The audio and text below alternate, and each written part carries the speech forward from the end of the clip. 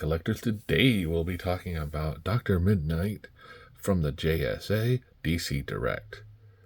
Now, as you can see, Dr. Midnight comes in a black outfit. He comes with a little red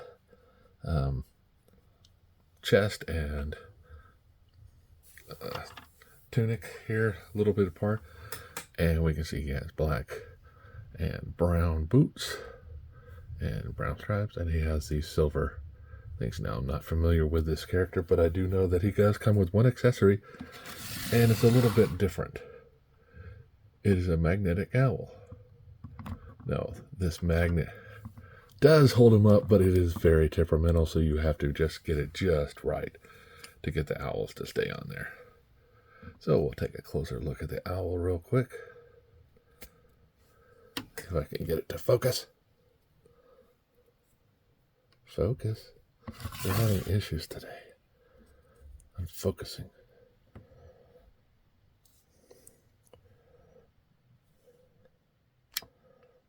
There we go. Had to touch the screen. All right.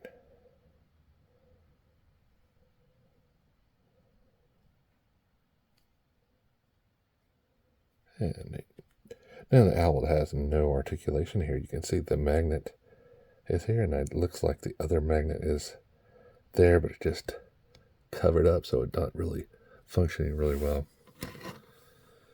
So as we look at the character itself, we can see he comes with this little crescent moon on his head, these goggles, and they are a clear plastic. Looks like they were glued in there. He does come with this cape, and it's got a little couple of spots on it, I guess from age and moving. And it is a rubber cape, thick rubber cape. Now their accessory it comes with is a base. Now these bases came with the JSA figures, and they did come with extra pegs, so you could peg them in one of the holes. Good idea, bad execution, because these pegs would get lost over time or would get stuck in the feet. And this guy only has one. So it would be lost over time. So you can glue them in, of course, but then you'll never be able to move them. But anyway. So as we see, this is a usually this is usually a normal mold for the DC Direct line. Has no waist articulation at all. The head can look up though, and left and right, so that was a unique feature for this guy. His arms do come out in this much of a pose. They can go forward and back this far because of this rubber cape.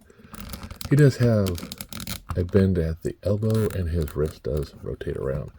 Now, as far as his feet go, they cannot come out, but they can go forward this much.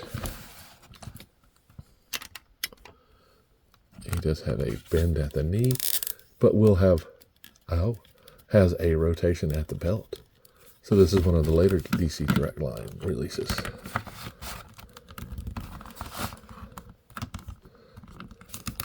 So this guy is temperamental sometimes to get on that base, because like I say, he only has the one hole. I can't go to the other one. So if I measure him up, we'll see that this guy comes in right at, you can see it says it's 7 inches, but it's really 6 3/4, because this camera is not straight on, it's looking up.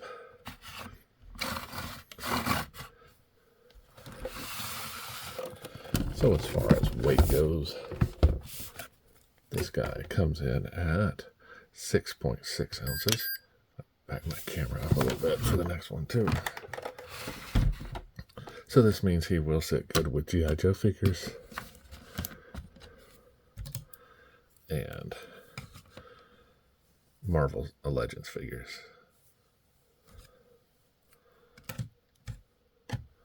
So, if you're familiar with the JSA, I remember them. They are an older comic book line. and they're supposed to be a predecessor for the JLA. So read them if you got time, you have a chance. Always a good read.